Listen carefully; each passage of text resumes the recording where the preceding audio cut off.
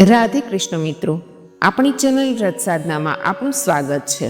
મિત્રો, આજે આપણે આ વિડીયોમાં જયા પાર્વતી વ્રતની પૂજા વિધિ, મહાત્મય અને વ્રત કથા વિશે જાણીશું.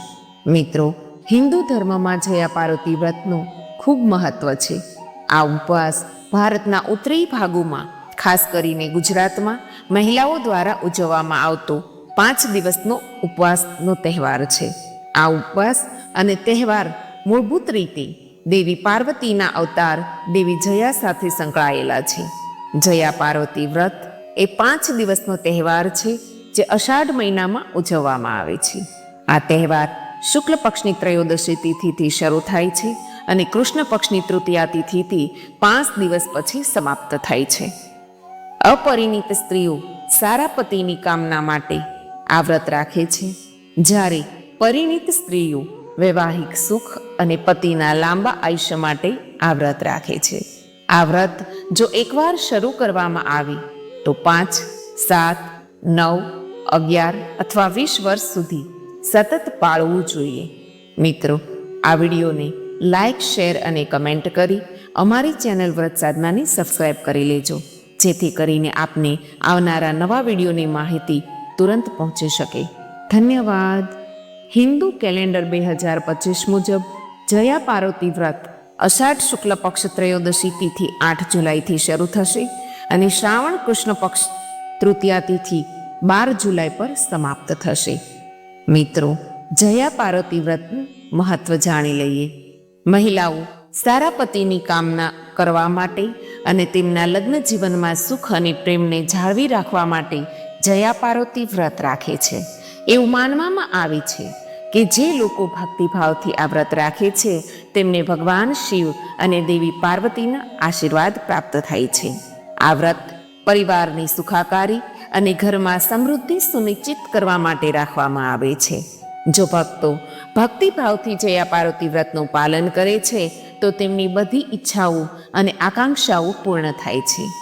જયા પાર્વતી વ્રતની સ્થાપના વિધિ અને પૂજા વિધિ જાણી લઈએ. મિત્રો, જયા પાર્વતી વ્રત દેવી જયા પ્રત્યે આદર દર્શાવવા માટે ઉજવવામાં આવે છે. આ વ્રત રાખનારા ભક્તોએ 5 દિવસ સુધી મીઠા વગરના ભોજનનું સેવન કરવાનું હોય છે, તેથી તેને અલુણા વ્રત પણ કહે છે. આ સમયગાળા દરમિયાન ઘઉંનો લોટ, મીઠા વગરનો અને ફળનું સેવન કરી શકાય છે. અષાઢ સુદ તેરસના દિવસે સ્નાન કરી સાફ વસ્ત્ર ધારણ કરવા, ત્યારબાદ સંકલ્પ માટે માતા પાર્વતીનું ધ્યાન કરવું, શિવ પાર્વતીની મૂર્તિ અથવા ફોટો સ્થાપિત કરવો. સૌપ્રથમ ગણેશ પૂજા કરી પછી શિવ પાર્વતીને દૂધ, પાણી, બીલીપત્ર, કુમકુમ, કસ્તુરી અને ફૂલ ચઢાવી પૂજા કરવી, જેમાં ઝવેરાની પૂજા પણ મહત્વની છે. કોઈ પણ ઋતુફળ અથવા નાળિયેર અર્પણ કરવા, પછી વિધિ વિધાનથી ષોડોપચાર પૂજન કરવું. માતા પાર્વતીનું ધ્યાન કરી સ્તુતિ કરવી. વ્રત દરમિયાન માત્ર ને માત્ર ફળ, દૂધ, દહીં, ફ્રૂટ, જ્યુસ, ડ્રાયફ્રૂટ જમવામાં લઈ શકાય. તે સિવાય એક પણ વસ્તુ ખાવાની મનાઈ છે. દૂધની મીઠાઈ ખાઈ શકાય છે. ટૂંકમાં અલુણા રહેવાની વાત છે, એટલે કે મીઠા વગરનું ભોજન ગ્રહણ કરવું. છેલ્લા દિવસે મંદિરમાં જઈ મા પાર્વતીની પૂજા કરી આરાધના કરી મીઠું અને લોટની સામગ્રી બનાવીને ખોરાક લઈને વ્રત પૂર્ણ કરી શકાય છે. વ્રત દરમિયાન મીઠું અને અનાજની વસ્તુ ખાવાની મનાઈ છે. વ્રતના અંતિમ દિવસે રાત્રિ જાગરણ કરવાનું મહત્વ છે. જાગરણ એક પ્રતીક છે. જાગરણમાં ધૂન, ભજન, ઉપાસના, જાપ કરવાનું મહત્વ છે. ખરા અર્થમાં અંતર્મનને જાગૃત કરવાની વાત છે. વ્રતની ઉજવણી 5 વર્ષને અંતે, 7 વર્ષને અંતે કે પછી 9 વર્ષને અંતે કરી શકાય છે. મા જગદંબા અખંડ સૌભાગ્યના દાતા છે. સારો પતિ પણ માની પ્રસન્નતાથી જ પ્રાપ્ત થાય છે. એટલે ખાસ કરીને સ્ત્રીઓ અને નવજવાન દીકરીઓ આ પ્રકારના આશીર્વાદ મેળવવા માટે આવા વ્રત કરીને માની પ્રસન્નતા મેળવે છે. વ્રતમાં પૂર્ણ ઉપવાસ જરૂરી છે. અન્નો થાય તો જ મન શુદ્ધ થાય. મન શુદ્ધ થાય તો જ ભગવાનને પામી શકાય. તેથી પૂર્ણ ઉપવાસ કરવા માટે મીઠાનો તથા અનાજનો ત્યાગ કરી અલુણા રહેવાનું મહત્વ છે. આ વ્રતના પહેલા દિવસે જુવાર અથવા ઘઉંના બીજ એક નાના માટીના વાસણમાં વાવીને ઘરે પૂજા સ્થાન પર મૂકવામાં આવે છે. પછી કન્યાઓ આ જુવારાની સતત 5 દિવસ સુધી પૂજા કરે છે. પૂજા દરમિયાન ઘઉંના બીજવાળા વાસણમાં દરરોજ પાણી નાખવામાં આવે છે. સિંદૂરને નાગલા તરીકે ઓળખાતા રૂઈથી બનેલી માળા પર લગાવવામાં આવે છે. પછી તેને જવારાની છાબડી ધારની આસપાસ મૂકવામાં આવે છે. વ્રતના છેલ્લા દિવસે જયા પાર્વતી વ્રત રાખતી કન્યાઓ કે સ્ત્રીઓ જયા પાર્વતી જાગરણ પણ કરે છે. આ દિવસે રાત્રે તેઓ આખી રાત જાગીને ભજનને ભક્તિ ગીતો ગાતી અને આરતી કરતી રહે છે. આ રાત્રિ જાગરણ બીજા દિવસ સુધી કરવામાં આવે છે, જેને ગૌરી તૃતીયા તરીકે ઉજવવામાં આવે છે. જ્યારે આ 5 દિવસનો ઉપવાસ પૂર્ણ થાય છે, ત્યારે જાગરણના બીજા દિવસે ઘઉંના જવારાને ટોપલામાંથી કાઢીને પવિત્ર નદી અથવા અન્ય કોઈ જળાશયમાં વહાવી દેવામાં આવે છે. ત્યારબાદ પૂજા અને અન્ય મહત્વપૂર્ણ ધાર્મિક વિધિઓ કરવામાં આવે છે. ત્યારબાદ કન્યાઓ અનાજ, શાકભાજી અને મીઠાવાળો પૌષ્ટિક ખોરાક ખાઈને ઉપવાસ તોડે છે. આ વ્રત કરવાથી પતિની તંદુરસ્તી સુધરે છે, બાળકોની સુખાકારી વધે છે. આ વ્રત જે કુંવારી દીકરી કરે છે તેને નીતિવાન તથા ઉત્તમ સંસ્કારી છોકરો પતિ તરીકે મળે છે. શાસ્ત્રાજ્ઞા મુજબ આ વ્રત 5 વર્ષ અથવા 11 વર્ષ કરવાનું હોય છે. વ્રત પૂરું થયેથી લોકાચાર મુજબ જાગરણ કરવાનું હોય છે. વ્રત કરનારે વ્રત પૂરું થયા બાદ બ્રાહ્મણ દંપતીને જમાડવું. જયા પાર્વતી વ્રત એ શિવ પાર્વતીજીની પૂજા અર્ચનાનું વ્રત છે. આ વ્રત અષાઢ સુદ 13થી શરૂ થાય છે અને 5 દિવસ ચાલે છે. વ્રતના ભોજનમાં મીઠું વર્જિત મનાય છે. વ્રતના અંતમાં આખી રાતનું જાગરણ કરી કુમારિકાઓ વ્રતનું સમાપન કરે છે. આ વ્રત કુમારિકાઓ અને સૌભાગ્યવતી સ્ત્રીઓ ઓછામાં ઓછા 5 વર્ષને વધુમાં વધુ 20 વર્ષ સુધી કરે છે. આ વ્રતને ગણગોર, મંગલા ગૌરી અને સૌભાગ્ય સુંદરી વ્રત પણ કહેવામાં આવે છે. પૌરાણિક માન્યતા મુજબ આ વ્રતથી અખંડ સૌભાગ્યવતીનું વરદાન પ્રાપ્ત થાય છે તથા બાળકોના આરોગ્યની વૃદ્ધિ થાય છે. આ વ્રત સૌ પ્રથમ માતા પાર્વતીએ શિવજીને પ્રાપ્ત કરવા કર્યું હતું. ત્યારબાદ માતા સીતાએ માતા પાર્વતીજીની પૂજા કરી જય જય ગિરિબર રાજ કિશોરીની પ્રાર્થનાથી મનગમતા વરની પ્રાપ્તિ માટે પ્રાર્થના કરી હતી અને માતા પાર્વતીએ પ્રસન્ન થઈ માતા સીતાને મનગમતા વરનું વરદાન આપ્યું હતું. મિત્રો, હવે આપણે જયા પાર્વતી વ્રતની વ્રત કથા સાંભળીએ. પહેલાના સમયમાં એક બ્રાહ્મણ હતો. તેનું નામ વામન હતું. તે એની પત્ની સાત્યા સાથે એક ગામમાં રહેતો હતો. આ બ્રાહ્મણ અને તેની પત્ની ધર્મપરાયણ, સત્યનિષ્ઠ અને પ્રભુ ભક્તિમાં શ્રદ્ધા રાખી જીવન વિતાવતા હતા. વામન અને સત્યા સર્વ વાતે સુખી, પણ સવાશીર માટેની ખોટ હતી. તેથી સત્યા ખૂબ દુઃખી રહેતી હતી અને મનમાં ને મનમાં વિચાર કરતી કે હે ભગવાન, હે ભોળા પ્રભુ, બધું જ સુખ છે, પણ સંતાન સુખથી અમને વંચિત કેમ રાખ્યા? હે ભોળાનાથ, દયા કર. આમ સત્યા રોજ ભગવાનને વિનંતી કરે છે, પણ તેની આશા પૂરી થતી નથી. તેવામાં એક દિવસ નારાયણ નારાયણ કરતા તંબુરો અને કરતાલ વગાડતા નારદ મુનિ તેના ઘરે પધાર્યા છે. સત્યા અને વામને તેને નમસ્કાર કરીને નારદજીનું સ્વાગત કર્યું. પૂજા વિધિ કરી પ્રણામ કરી સામે ઊભા રહ્યા. નારદજીએ આશીર્વાદ આપ્યા અને સત્યાની સામે જોયું તો તેના મુખ પર ચિંતા દેખાઈ. નારદજીએ સત્યાને ઉદાસીનું કારણ પૂછ્યું. ત્યારે સત્યાએ 2 હાથ જોડીને કહ્યું, હે દેવર્ષિ, પ્રભુ કૃપાથી અને આપ જેવા સંતોના આશીર્વાદથી અમે સુખી છીએ, પણ સવાશેર માટેની ખોટ છે.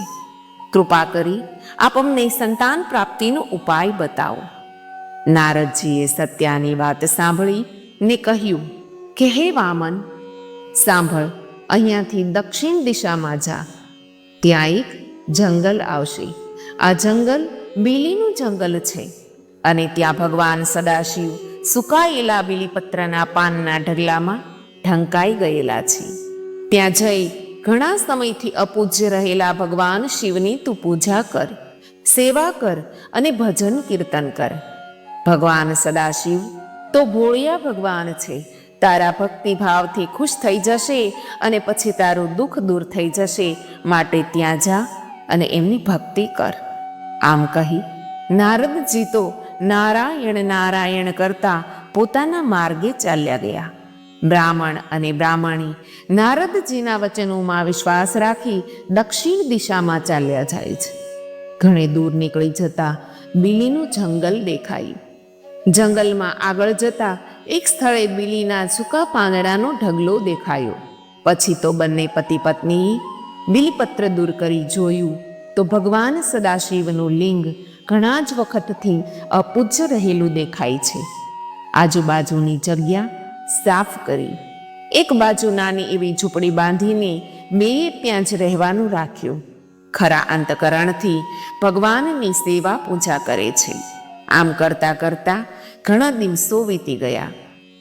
એકવાર બ્રાહ્મણ વામન ભગવાન માટે ફૂલ લેવા ગયું અને ત્યાં રસ્તામાં તેમને સાપે ડંખ માર્યો. સર્પદંશથી તત્કાળ તેનું મૃત્યુ થયું. આ બાજુ સત્યા વામનના આવવાની રાહ જોઈ બેઠી છે. ઘણો સમય વીતી જવા છતાં વામન આવ્યો નહીં. તેથી તેની પત્ની સત્યા તેને શોધવા લાગી. ચાલતા ચાલતા રસ્તામાં જ્યાં વામન મૃત્યુ પામીને પડ્યો હતો ત્યાં આવીને જોયું તો પોતાના પતિને તો સર્પદંશ થયો છે અને તેમનું મૃત્યુ થયું છે. તેમ જાણી સત્યાને અપાર દુઃખ થયું. એ તો ચોધાર આંસુએ રડવા લાગી. પાર્વતીજીએ જાણ્યું કે બ્રાહ્મણ પત્ની રડે છે અને પોતાના ભક્તના માથે દુઃખ આવી પડ્યું છે. એટલે ભગવાન શંકરને કહ્યું કે પ્રભુ, આપણા ભક્તોના માથે ભીડ પડી છે અને તે મારાથી સહન થતું નથી. માટે ચાલો આપણે તેની પાસે જઈએ અને તેના દુઃખ દૂર કરીએ. આમ કરી પાર્વતીજી અને ભગવાન શંકર જ્યાં વામન અને સત્યા છે તે જંગલમાં આવ્યા. મા પાર્વતી અને ભગવાન શંકરજીને પોતાની સન્મુખ પ્રગટ થયેલા જોઈને સત્યા એકદમ ઊભી થઈ ગઈ. મા પાર્વતીને બે હાથ જોડી પગે પડી અને રડવા લાગી. માતાજીની સ્તુતિ કરીને વિનંતી કરી કે હે મા, મારા પતિદેવને જીવિત કરો. મા, આપ તો જાણો છો કે મારો આધાર મારા પતિદેવ છે. એમના સિવાય હું જગતમાં જીવી નહીં શકું. માટે આટલું કહેતા કહેતા સત્યા કરુણ વિલાપ કરવા લાગી. સત્યાના માથે હાથ ફેરવીને જગદંબામાં પાર્વતીજીએ કહ્યું, બેટા રડ નહીં, ભગવાન ભોળાનાથ સૌ સારાવાના કરશે. આમ કરીને તેમણે વામનજીના નિર્જીવ દેહ પર હાથ ફેરવ્યો કે તુરત જ વામન આળસ મરડીને ઊભો થઈ ગયો. જ્યાં તેની નજર શંકર પાર્વતીજી ઉપર પડી કે તેઓ તેમના પગમાં પડી સાષ્ટાંગ દંડવત પ્રણામ કર્યા. પાર્વતીજીએ અને શંકર ભગવાને બંને પતિ પત્નીને આશીષ આપતા બોલ્યા, તમારું કલ્યાણ થાવું અને તમારા બંનેની અપૂર્વ ભક્તિથી અમે પ્રસન્ન થયા છીએ. માટે હે બ્રાહ્મણ, હે સત્યા, તમે કંઈક વરદાન માંગો. બોલો, શું જોઈએ છે? સત્યા બોલી, માતાજી, આપની દયાથી દરેક પ્રકારનું સુખ, માત્ર સંતાન સુખથી વંચિત છીએ. કૃપા કરીને અમારે ત્યાં પુત્ર પ્રાપ્તિ થાય તેવું વરદાન આપો. પાર્વતીજીએ સત્યાને કહ્યું, પુત્ર સુખ મળે, પણ જો હું કહું તેમ કરો તો અવશ્ય તમારી મનોકામના પૂર્ણ થશે. માતાજીનું કહેવું સાંભળી સત્યા બોલી, માં, આપ જેમ જેમ કહેશો તેમ તેમ કરવા હું તૈયાર છું. માટે કૃપા કરીને આપ મને કહો. પાર્વતીજીએ સત્યાને કહ્યું, તું સાંભળ, આ આવે તે અષાઢ માસની સુદ તેરસના દિવસથી તું મારું જયા પાર્વતીનું વ્રત કરજે તો તારી આશા પરિપૂર્ણ થશે. અષાઢ માસની સુદ તેરસથી વ્રત લેવાનું, પછી અષાઢ વદ ત્રીજને દિવસે આ વ્રતનું ઉજવણું કરવાનું.